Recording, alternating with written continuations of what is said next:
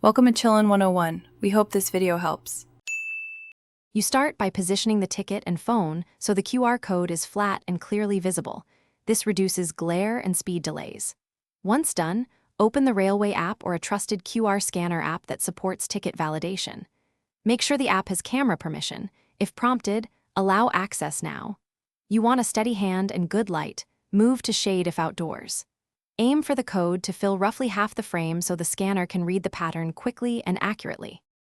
Now you bring the camera over the QR and center it in the app's guide box. The software looks for alignment patterns, so centering matters.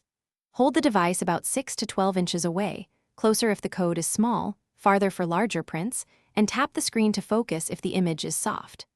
Move slowly to avoid motion blur and angle the camera straight on unless the app supports perspective correction.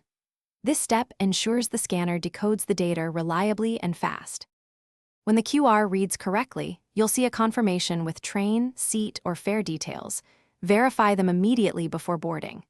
If nothing happens, try simple fixes. Wipe the camera lens, increase lighting, or use the printed ticket if available. If the scanner mistimes or the app shows an error, close and reopen the app, or use the station's official scanner or a staffed counter for manual verification. This final check prevents boarding delays and resolves most common scanning issues quickly. Thanks for watching. Consider subscribing if we helped you.